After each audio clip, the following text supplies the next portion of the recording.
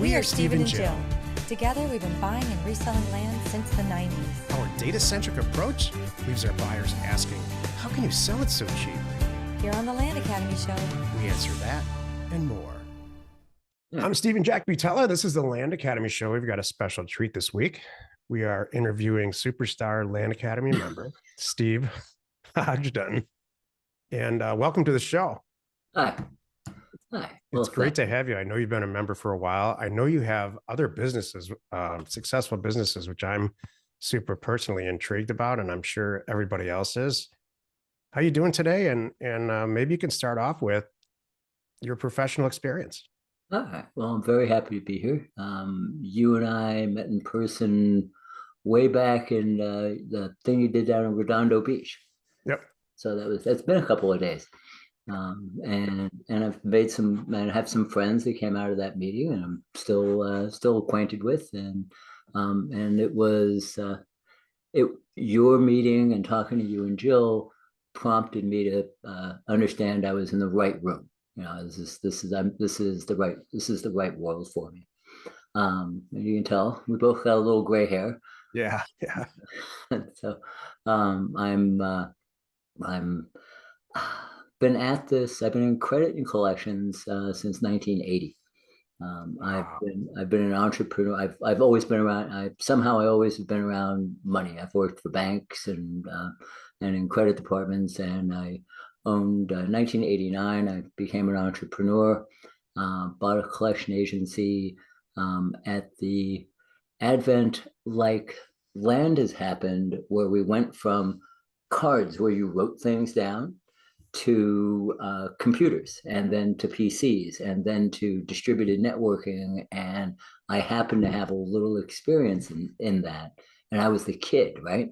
So they gave the kid the IBM XT with the floppy drives and said, here, figure out how to use Lotus 1, 2, 3. And so I did that.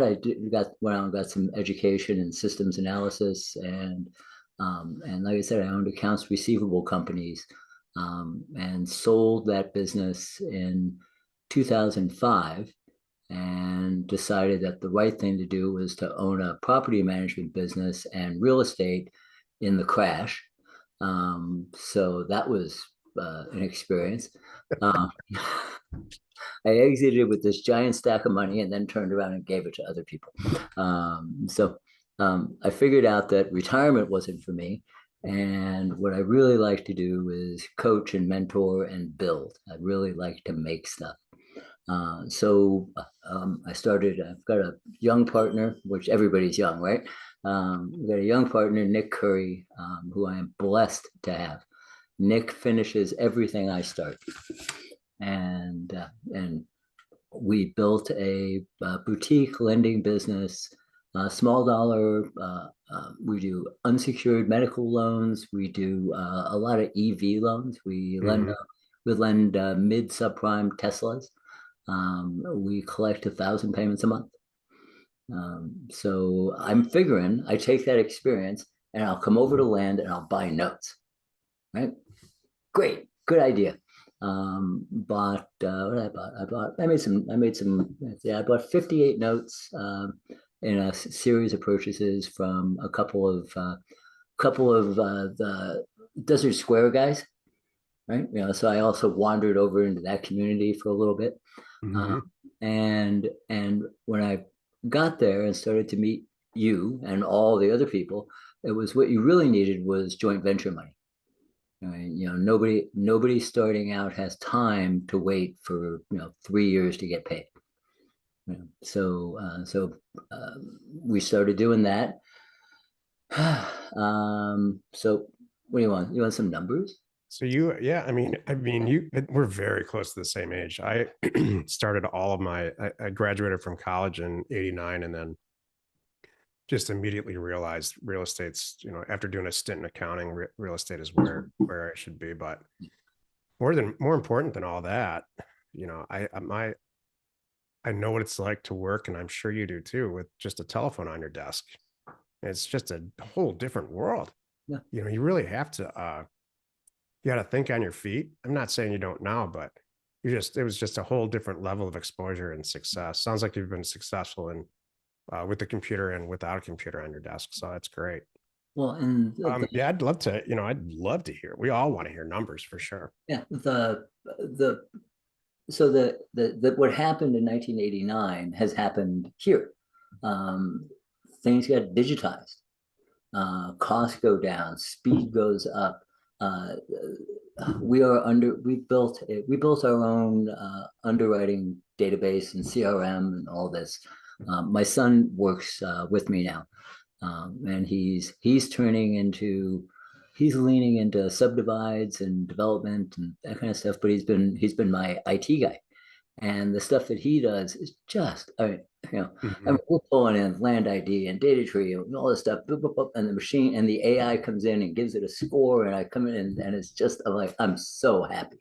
Um, uh, but what we have done is we with all the tools that are available, we bought them all, and they all don't match up, even though the data comes from a couple of sources. But we've done some stuff. We're getting smarter. We're smarter. So maybe that's what we should talk about is maybe a couple of minutes on mistakes. But the total company, the land piece is about a quarter of what we do. And I'm looking to continue to grow it because this is fun, right? Yeah. This is just fun. Um, so um, so like I said, we do land funding, we do a bunch of medical, we do EVs. One of the comments you made this couple weeks ago, maybe I don't know when this is going to air, but maybe two back, you talked about inflation and market changes, and you've been taking kind of a, I'm not even contrarian, kind of a, well, you've seen it before, right? Right. Yep. In 2009, I was running a property management business in Palm Springs, and I watched 170 doors turn into 45 Yep. through foreclosures, and and what I didn't know was what the buying opportunity was. I was in the mud, and I didn't realize that $150,000 condo I could buy for 50, and if I had done that, that condo is now worth 400, right? And yeah, I didn't know. Yeah, When so those things happen, uh, we were a little bit more fortunate in that we got taken to our knees, stared into the abyss during that time, like everybody in real estate. We didn't have any leverage that we couldn't manage, and we didn't have we I we were buying and selling assets at that time, and I realized at the end of the downturn that we should be buying a lot more for the long term. And but the problem with all recessions for me was, and has been, it won't be this time, is is this the last one? Is it all going to tank? Is it over? Because if you just watch the regular news, it's like the world is ending. Every single day you watch the news, it's ending. So you got to separate all that stuff out. It's all just real estate. It's always going to come back. Some version of it's going to come back. So yeah, I'm set up to go on a buying spree. We are buying a lot right now, and I'm sure you're set up for it too. yeah. Um, and so we've had this creation of this industry. Now it's not a niche anymore. Now it's like an industry. There's who knows how many teachers, how many gurus and schools, and then welcome to YouTube, and there's this flood of people coming in. And so I decided I'm gonna I made some notes to try to stay on track. Good luck. Um, No, not going to but happen. It's all so, right. so, so I decided that what what we can be for folks is a little better than dumb money. I can bring some gray hair experience. I've got some scars, and I can help kids not blow up day one, not destroy their dreams. And we've done that with a number of partners, and we're going to talk a bit about partnership. What's a partner and what's just a hard money lender? And there's a big difference. There's Oh, a geez. big difference. I should start here with a Kevin Farrell plug.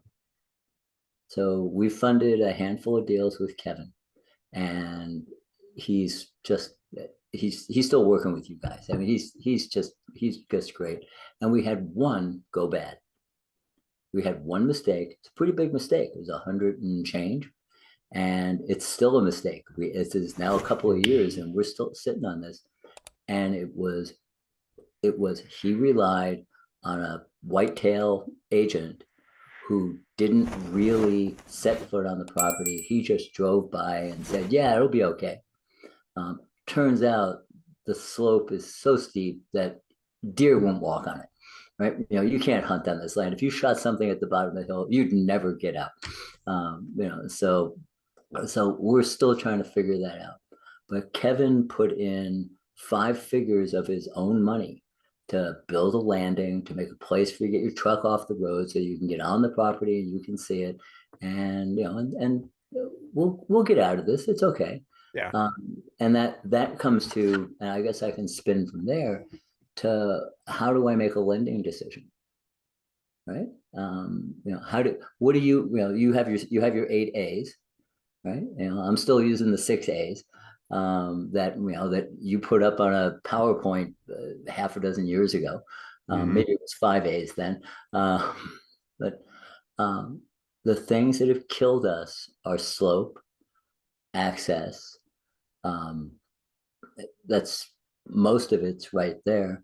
Thus that there's issues that you're buying. The people are selling. A lot of people are selling their problems. Yeah. Right. They're just they're grateful that some sucker from California sent them a letter, and hey, I can finally get out of this. And I used to believe that there's a price for everything, but then I met a 40+ year appraiser in Colorado who said sometimes there's dirt that's just meant to hold the world together. Right? What does that mean? Well, it means that some stuff just doesn't have any value. Oh, it just got, it's part of the earth. I see. Yeah, it's just part of the earth, and it's just there is no. It may be the 38 tax deed lots I bought in Mojave last week. Maybe not. Maybe some of those really don't have any value at all, but the price point, at $1,000 a lot, when you add them all together, it'll be okay. Yeah. I used to think the same thing. There's always a price for something that has some value. And I learned that the hard way. At any price, you just don't want to deal with it. And I think that you get a little bit older and we have a dollar threshold now where for the most part, not for deal funding, excuse me, but for the deals that we do, we need to make 100 grand or it's just not worth it. Cause it's too easy to look at 50 deals instead of 20 and make sure that you're going to make $100,000. So that just comes with experience. I have to, before we continue, echo your opinion about Kevin Farrell. He's been an ambassador at Land Academy almost since the beginning, and just the nicest guy who's just got his head screwed on straight. And he did a whole presentation at one of our live events about deals that he screwed up, and it was some of the funniest stuff I've ever seen because we've all been there. So he's a real guy, and I appreciate him as much as you do. Your point about deal size is one of the things that I'm be looking to get back and forth. Is I think what I did is I came into the market and I competed on price. I came into the JV market and said I found out what the lowest price people were doing, and I went down below that. And so we did a deal split that was 80-20 for the partner, and suddenly I'm really popular, right?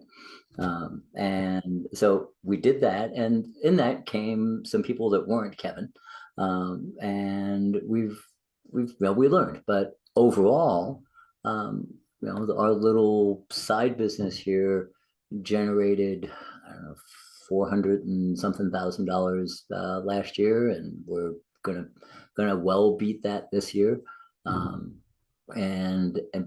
we get this thing about, okay, here we are. Yeah. And then you say 100,000, and well, that's up here, right? Yep. And so I want to be maybe if you're 5 steps up from me, I think next year I can be 3 steps up. Right? And our best deals have been buy for 40, sell for 80. Yeah, me too. That's just been that's there. Yep. It's below if we're below what the real estate market is in that Hmm. area, then you don't get competition. You get we are chasing an imperfect pricing model, and we're looking for glitches in the way people value things. Yeah, the magic to my $100,000 number is we need to do 2 deals a month, 24 deals a year to get to 2.5 million. Mhm. And so we try to do 3 or 4 deals. It ends up being 2 deals, and we can live on that. Yes. So Yeah. So it's not that there's so much magic to making 100 grand on a deal. It's part of a system. I'm sure you're a systems guy at this point. well, I'm not, and that's the beauty of what I've built. What I learned. So what I did years ago is I didn't know what I did. What I did was a roll up. I bought 5 small local businesses, made a statewide presence, and the multiple of that valuation was more than double what the sum of the parts was. Yeah. Right? I made a machine, and the machine, everybody, when I was just 1 or 2 offices, I was the smartest guy, right? Which means I can only get this far. Right? I can only see this far. When I built the machine, everybody in every management role was better at it than I was. Right. And we're doing that now. My partner is a systems guy. My son's got software programming experience and has some vision. And I've got a disposition manager that I'll tell a little bit story about that in a bit, that is better at selling things than I am. Right? Hmm. So we take 1,000 payments a month now. I never talk to a borrower, right? Yep. Ever, right? So now how do I do that in land? Right? It took me 3 years to build up to 1,000 payments, right? For 3 years, for a year, I was the guy at the desk when you came in the door, right? I went all the way back to the beginning. I had had some bumps along the way, and I decided the safest thing for me to do was just go back to small dollar face-to-face lending. And I went and bought a little platform in Southern California, was there like 3 months and was like, nope, I need to do something better. Uh, so anyway, so then I started buying mortgages. And so I was buying mortgages, and that was working. And then Hmm. I somehow came across, I don't know how I came across you, but I did. And there you were. You were in Redondo. I was in Laguna Beach. And well, there we go. So there we go. What do you So, do? Can I ask you a couple note questions for land? Because I think everybody's interested. What do I, I have the perception that there's more, as a percentage, there's more non-performing notes in land, especially desert squares, than there might be with, let's say, houses or oh, credit card. I they're mean, completely what's different. so what about, you know, from a non-performing loan standpoint, from a rural vacant land that may or may not be usable as we define that, how do you handle that? So there are you can go through all kinds of different ways to do this. The small dollar desert square, Arkansas, Mississippi, $5,000 notes is a profitable, heavy hands-on, so much work it's not worth it business, right? Um, but it's a machine, right? The 1,000 payments that we get now are almost all are unsecured. They're high default rates. They're they're just they're people that other people won't touch, and that's been my experience. I owned collection agencies for 20 years.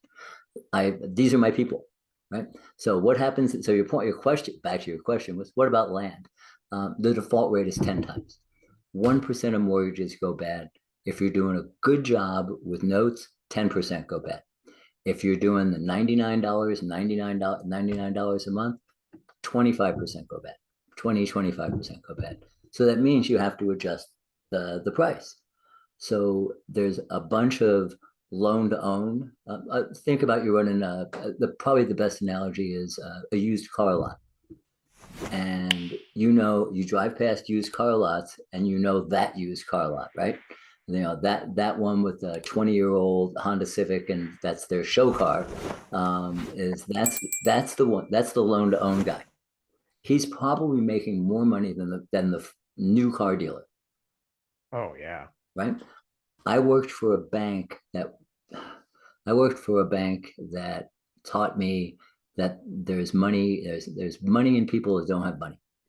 And we built portfolios that there was no way these people could pay their bills in full. They had to revolve, and we were charging 29.9. Right? So yeah, so you build the same model. If I know I have a 20% default rate, well, now I have to buy at a 40% discount. Right? So it's really all price, huh? Once you get past, Yeah, yeah, and you have to just sit and work with them and look at their finances. This is yeah. really interesting Well, for me anyway. so if you're going to write, if you're going to do, if you're going to write a mortgage, well, now you've got a bunch of underwriting. I've got a lending license in a couple of states. There's a whole bunch of things you have to do if you're doing if you're doing seller finance to a home occupant, to a home occupant. This stuff you can be looser, but the looser and worse documentation you have, the less value that the note has if you're going to try to sell it. Right? So if it's, where's the guy work? I don't know. What's his cell phone number? I don't know. How'd you get paid? He sent me a cashier's check. No. Right. So it's all the logical stuff. And again, technology has given me all these tools. Quickie little online application. I get your bank information. I know if you had any NSFs. I get your credit score, and then I offer you payment terms that give you a 18 months, 24, 36, 60, whatever the structure needs to be. You choose it, you get a contract online, boop, boop, boop, you sign it, and you're done. We take high 90% of our payments all ACH. And again, I've set up a machine to do this. If I'm a small note investor and I've got 20 loans, I know what I do. I know what I do with my small stuff that's in my IRA and 401k and those kind of things. Everybody gets a break. Everybody can skip a payment. Oh, who cares? No. So everything that stays in the company is 30, 60, 90 out the door. Right? There's no, oh, I talked to Steve and he was feeling good that day. It was 30, 60, 90 out the door. You're in collections, off we go. So in land notes, if we take the common Desert Square note, it's zero interest, there's no underwriting, and there's a low down payment. The guy that I bought $500,000 worth of land notes from, and I've just done this also. I just bought another portfolio of, it's like, stop me. But maybe I'll get to that. He was doing the 99 down.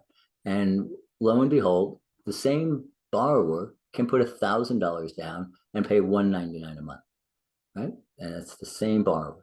The cost of capital, your acceleration of return is much faster. Everything now starts to work. But if you're out there selling, as we know, selling on price, there's no protection. There's no moat around what you're doing. So when I came in to look for JV partners, I came in on a price as like advertising. I came in on a price as advertising. Our average deal turns out to sell in 4 months at a 40-60 split. Since I started this, we've turned $5.5 million, $6 million. We made 1.2 million gross, and my partners made $1.8 million gross. And excellent. That's what I want. All of I'm old now. I'm not doing loan to own. I'm not doing all this stuff. I want you to come away a little bit better than me. Yep. I want that's capitalism. That's been an integral, that's an integral part of our model since day one. Whoever we sell these properties to, and we buy them, we resell them for what I think is way less than retail. Mm-hmm. And whoever buys them from us needs to make more money so we can continue to do it. More money than me. Yeah. So that's my hats off to you. It's a hard thing to digest. you're leaving money on the table, and it's a hard thing to digest, but it's not It hard is. anymore. Yeah. I get a kick out of it, Yeah, like you and do. it's the everybody win thing, Mhm. is it's I I'll chase $1,000 with the same effort as I'll chase $100,000. I can't my emotionally I can't tell the Mhm. difference. It's how do I close this? How do I make everybody happy? Oh, I'm gonna have to pay the title insurance. Sure, who cares? Go. Yeah. Just go, just go. You're waiting for a soil test. Let me go get it done for you. Let's just move along. Hmm. And it and That's, that's your real deal maker. Jill's like that. It's just, I want to get a deal done. I might make less money, but it has to get done. Mhm. It's great. If you're the if you're the right buyer for the property, I can get out of the way in all kinds of different ways. I can stretch terms. I can, whatever. Um, so that probably covers that. Um, we've funded, I don't know, 50, 60 people. And of those, there's probably a core of, the 80-20 rule, I think applies, Yeah. right? And as people That's come, us too. yeah, people come in, they don't like it, they don't like the space, they're not good at it. To be a well, and this is so let's talk about this for a second. I talked about scale, how I built up and put people in that were better than me at all the jobs. And we see so many folks that it seems inefficient that they're one-man shows or they're just a couple of people. And and the range of tasks that you need to do, the things that Jill does that you don't do, and vice versa, and then you delegate it out, make a much more efficient model than I'm doing everything. Luke Smith's got a video of him running his Z folder, sending out his letters. I got rid of my Z folder 30 years ago. There's mailing houses now, but the inefficiency that's in this space is okay as long as the margins support it. But I think we agree that margins are contracting because of people making stupid offers. Yeah. Um, you know, people I've turned down a couple of deals that have been, this is retail. Yeah. We have, Jill and I have at any given time a ton of property all over the country. We get a lot, not a lot, probably once a month we'll get an offer on one of them, and each of them, and those all add up. And we are selling as sellers properties now that would never have happened even last year, where she just signs it and sends it back and say, for this, I'm happy to sell it. So that's only gonna we mitigate that personally, because she gets on the phone with these sellers, and they'll say, this is on everybody's mind right now, and I'm sure you know this. I just talked to a seller. They've got 3 offers, whether it's true or not. Let's just say it's true. They received 3 offers. Your offer is not the highest, not even close. And she just goes to work. She does her magic and gets the deal done. So, and I don't. That's always been like that, and I rely on it. So I'm not worried about the attrition, but just from a pure number standpoint, this can't go on. You can't. People can't continually pay over retail for properties that are not going to be built on or utilized in any other way other than just vacant land at that price. So, like any business, it's got to make sense financially. Well, So I don't know where that comes from. I don't know if people are getting bad education, if they're just sold deal junkies. I don't know. What do you think? we had a I'm getting better at understanding that I can't control macro events.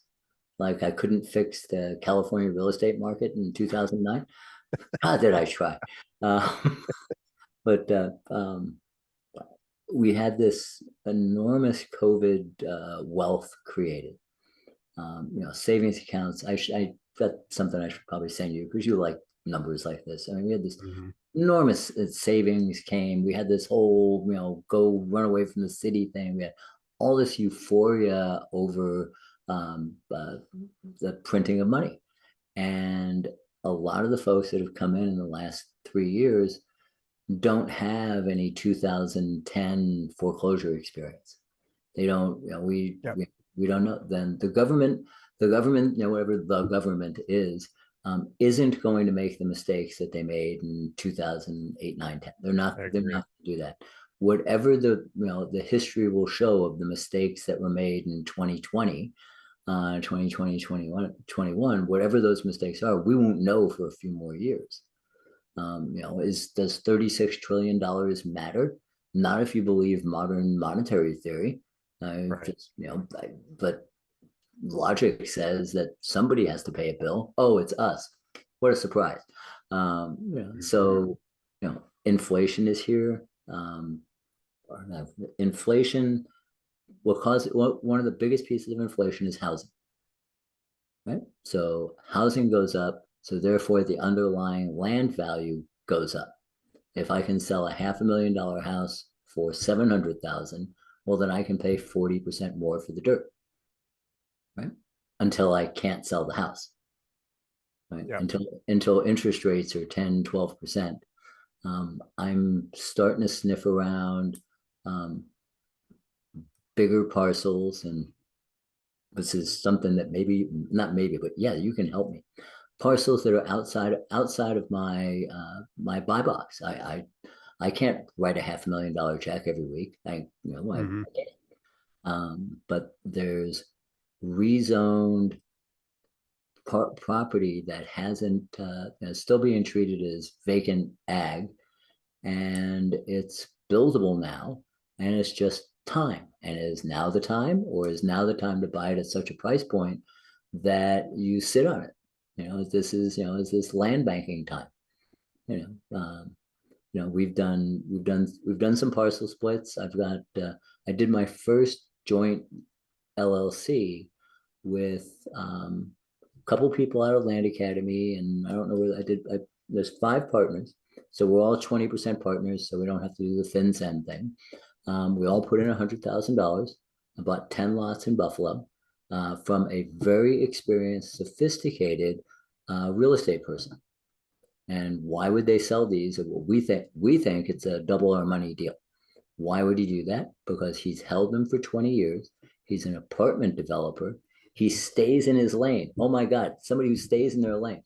He's an apartment developer, and the city will never approve that turning this land into apartment complexes. That's great. Right? So he needs to go.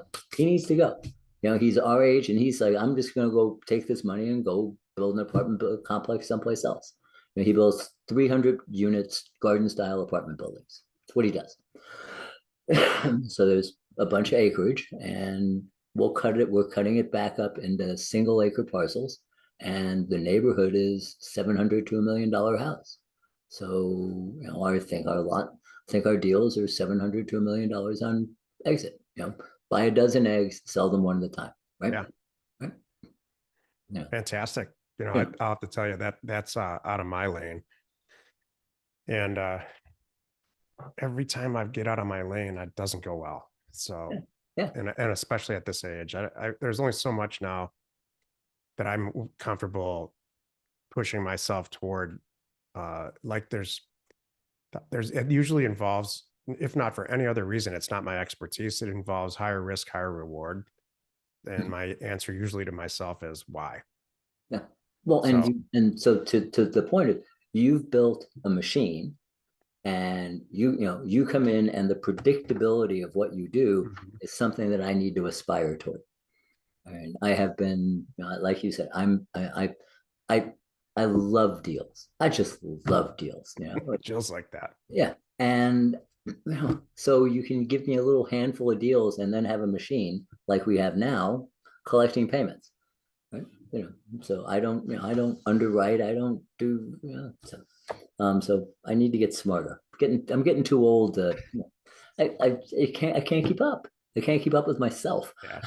Right. Exactly. I'm probably the fifth smartest guy in all these companies that we have, probably number 5. But when it comes to data, I get high off the data, not off the deals. It wasn't always like that, but that's really how it is now. And so I don't think that there's anybody that's a little smarter or brighter than I am from a data standpoint, maybe manipulating the data. They're smarter people for sure, but really collecting it, making sense of it, and applying a big picture toward converting it into money. That's why I think I was put on this planet for that. Yeah. And so I'm lucky to have people around me that convert that to money, specifically Joe. Yeah. And so I've got to plug in, one or two more people to pick up some of this stuff, or I'm gonna just keep getting us in trouble. Yes. It's just You don't no, want, you don't want absolute power. no, You no. want a group of people around you that are going to stop you from being you. Yeah. And Yeah. that happens to me every day. I don't know about you. Yeah. Well, we have this daily we're doing a deal a day, right? Or at least once. We're doing deals all the time, and we have a standing half-hour meeting, deal review, and vote. And there was a deal that I said no, and they tabled it for more information. I missed the next meeting. They approved it. I mean, like what the heck, and we'll see. And I just smiled and said, this is so much of this stuff is opinion or Yeah. nuance, and how much is too much slope, how wet is too wet, all that. Is this $50,000 purchase? What's worst case? It's $50,000. We'll get out what we paid for it. It's just fine. I have the number of deals that have not broken even are so few. I vetoed 2 deals last year, which I thought was a veto, but they ended up going and doing it themselves anyway. That's how much authority I have here. And they killed it on both of them. On both deal, one of them we made $150,000 on, which is a lot for us per deal. So then now it's like, yeah, how hard should I push on this stuff? Because a lot of it for my age and our age too, for me is I just got burned on slope, let's say. I don't want to look at any properties with slope, which is ridiculous. That's not how you should be looking at it. It should be a lot more scientific than that. No emotion, no experience, that kind of thing. And that's just not how it ends up being. Yeah, and that's an emotions the thing. I'm emotions first. You're the other side of the brain, whichever is which. You're the other side. I'm the hey, let's go party. But so we've continued to get better and better. Your 8As is a little ribbon on every one of our projects, and it measures sell-through rate, 6 months, 9 months, 12 months. It measures margin, price per acre versus ours, slope, wet, access, and so if you pass the 6 boxes, I shouldn't have to look, right? Because I said, here's the 6 boxes, get out of the way. Yeah, and what would a 9th A be for slope? can you walk up it? Can you walk up it? Yeah. We need a word starting with A. Yeah. I'm not sure what it is. I'll figure it out. You're right. Yeah. We haven't had too many. We just so shy away from slope, probably way too much. So it hasn't been a problem, which is probably why it's not an A yet. But I like the A expansion is not bad. It's good. Yeah. Yeah. So it's been, so thank you for helping me at least get some kind of quantification instead of this, show me pictures, Right. So again, I'm back in. I bought but I didn't buy the business. I bought the assets of a Desert Square guy. So I got, I don't know, it's either 70 properties and 100 notes, or 100 notes, 70 properties, one of those. So what do Desert Square notes go for? It's going to be somewhere between 80%, which is what I've seen in open market, or the 60 cents that I pay, right? Because I've got the default experience. Right? So 60% of the note value or the asset value? Of the note value. Okay. Right? So what I tried it. I would have figured you for 20%. Well, I've bought out of the money second mortgages back in 2010 for a nickel. Right? And they weren't worth a nickel. Well, but I didn't know that all I had to do was put them in a drawer and wait 3 years. I didn't know that either. I didn't know. I settled them all for 10 cents Hmm. and it's a hero. It was like, it's like, markets come back. Hmm. Do you know Bruce Norris? No. Okay, Bruce Norris, the Norris Group, phenomenal folks out of Riverside. He's been teaching for 30 plus years. He predicted the crash, and he teaches this thing about charts. And you look at charts, and you draw the line, and you say, "Well, where are you on the line?" Right? And you look at the line now, and so you look at the Southern California line now. We should be here, and we're up here.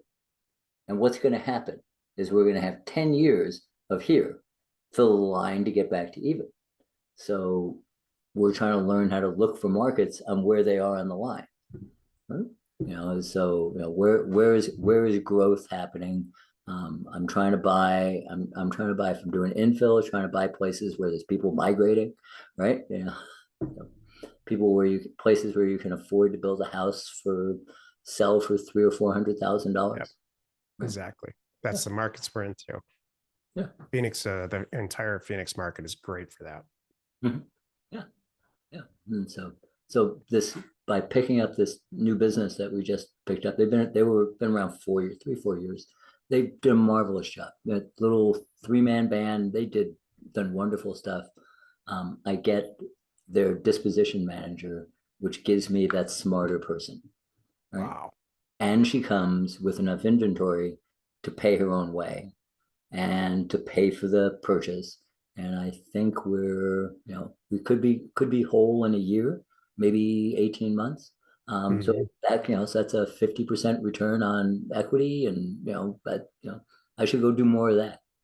You know, and so should I be finding people that have particular skills, like a Jill skill or a Jack skill, and connect them with the other half, right? I'm writing this down. I should go do more of that. I don't know what I should go do more of, but I'm going to figure it out by the end of the day. Unless, um,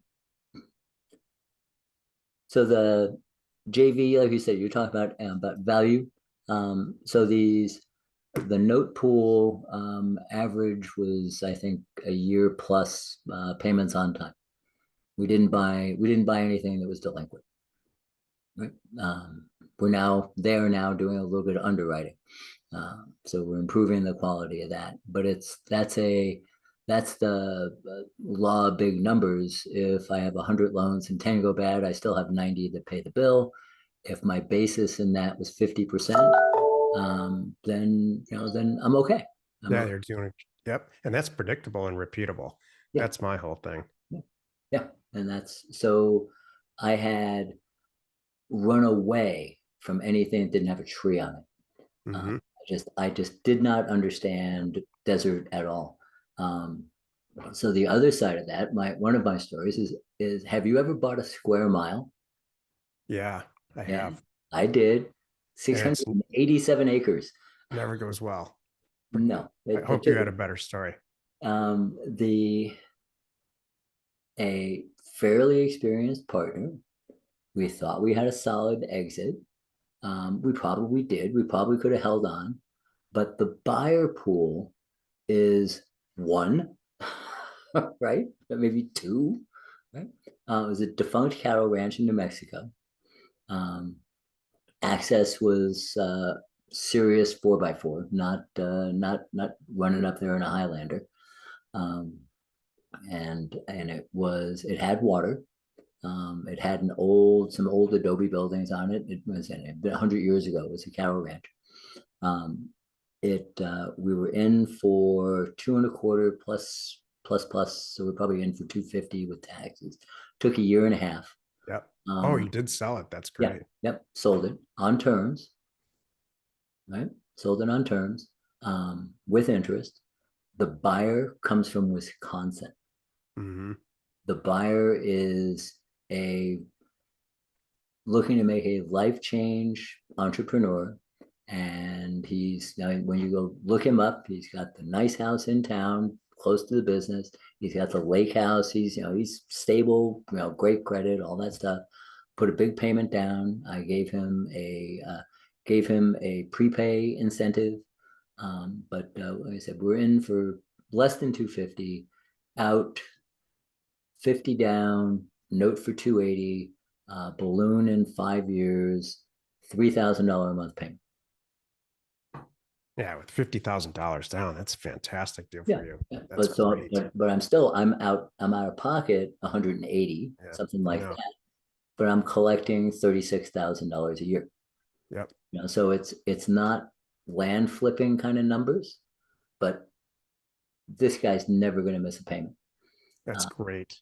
and he just leased some I don't know how these leases work. He has a lease to Frontier Fiber Optics, and they're going to put either a line or a tower or something across his property. Yeah, if they're doing that, then you're gonna that note will perform to the end. Yeah, yeah, because I think he's getting 1,000 a month from that. Mm-hmm. But yeah, I talk about getting out of your lane. Yeah. 608. It wasn't even, there was a 640 square and an adjacent 40. So we were in for 687 acres. And yeah. That's what concerns me about people who buy ranches and stuff. It's the seller, who you're going to sell it to is just such a small number of potential people. And it sounds like, I hope this guy's in the fiber optic business, because that might be repeatable. Mhm. It sounds like somebody saw something, hopefully saw something in the land that you didn't see, and made it, consequently it made it work for you. Mhm. Yeah, yeah, but it was that's the what was my intrinsic value? Like, what's the intrinsic value? What's the wholesale value of what we buy? And our goal is to be, I think the old days of buy for 25%, sell for 50, maybe buy for 35%, sell for 70. I think you nailed it right there. Yeah. Yeah, and it's probably going to go to 45 and 90 and all of that. That just, Yeah. That's just how it is. Yeah. Or it's going to go That's to okay. it's going to go to 45 and 65. Right. And then Yeah. now suddenly it's not juicy. Those house wholesalers are running here by the droves, and they're used to much narrower margins. We're running a team of commissioned cold callers as a comparative to mail. Since I bought this entity, it's now I'm on both sides, right? Mm-hmm. And it's like I'm a phone guy. I ran a collection agency. People didn't pay off of letters. People paid because you made a deal. I've been saying for years, when there was a point where I tested it for myself, and then it became a full-time business. It's a hard transition for anybody. And what I told myself that ultimately made me make the decision, because we were having all this crazy success. Profit margins are crazy, double, triple our money, making all kinds of mistakes and doubling our money. What I told myself was, I can't ever lose the sight of the fact that this is going to be a 20% margin business, like every other business on the planet at some point. And it still hasn't become a 20% margin business. It's still way, way better than that for us anyway. And I keep waiting, Steve, for that 20% margin day. And I'm now, I still have a note on it somewhere about that. And now I'm sitting here wondering, and this is not, it's not healthy to do this. Like, are we immune to this? Because I've got a team like that involves Jill and our transaction coordinator, Jan, who just seem to make, wine out of water. So I don't know. But in the end, I expect it to be 20%, even with those amazing tools. Well, and it's at some point, and it's so, well, right now it's so messy and imperfect that it's hard to make a Wall Street pitch. Right? I am for the first time thinking, I need to like borrow some money, and to try to turn this into a one-page explainer, saying I buy worthless stuff and sell it for more. Yeah. The So I think what we may do is lever the whole book. Is there's $3 million of performing unsecured paper and all these car notes and all this other stuff. That's more understandable to a family office that would like to see a 15% return. And if you spread the risk across hundreds of assets, then again, maybe that makes sense. But if I went to somebody and said, give me $1 million and I'll give you back 1.3, they would say no, because it must be something either illegal or you don't know Yep. what you're doing, or it's like there's too good to be true. And because Yep. there's too many people that have gone out there and done the Bernie Madoff thing, that it's just it's not right. So we Yeah. I did. mean, if you put a deck together on 15% return secured by single family residences, that are built after 2009 or 10, and, built a profile, it'd be so easy to sell. Yeah. So I'm thinking that maybe I need to move. I maybe need to go back to the next step of doing. I've done a fair number of ground up construction projects over the years. Yeah, way back when we started, we were working in Pensacola, and you did your analysis on Pensacola and just said this market changes, between APNs. There's no way to pick a price per acre, right? Um, and there isn't. So we sniped tax deed lots and built houses, and that kept the little team busy down there, and that was just fine. But it's not scalable unless I'm not Toll Brothers or KB Homes or anything. I built 10 houses. Yeah. Uh, I built the same model 9 times, I think. And the one time we got out of that box, ow. Yeah. Yeah, but you can, in Florida, you buy things called hurricane lots, Mm-hmm. right? But that doesn't work. So that doesn't work everywhere. Looking down at my notes, seeing if there's anything else that was like really exciting to tell you. Do you ever talk to your folks about tax advantaged uh, investments? Do you ever get anybody on to talk about 401ks or anything like that? We've done a private, utilizing a self-directed IRA. But if you've got, I'm happy to, Well, well, I'm happy to listen to that. I'm not a financial advisor, so let's put that whole caveat on this. Yeah. My experience is that we set up, it's me and my partner, we set up a company qualified retirement plan with 2 members. We did the mega Roth conversion thing that you'll hear people talk about. We have put in, um, it's either 180 or 220,000 in cash into this thing, and it's now $700,000. Wow. That's great. Right? Because we cherry picked some deals, right, that we knew were going to be quick turn, and we've turned that money over 3 times a year. And so if you turn it over 3 times a year at reasonable deal splits, at 40% to us deal splits, that's 120% IRR, and it works. So you never take a distribution on that, right? It's just got No, to stay in there. That's good. I'm old enough Yeah, now. I understand. I could take my 100,000 back out, right, and just let it churn on its own. Yep. But I can't admit that I'm old enough to do that.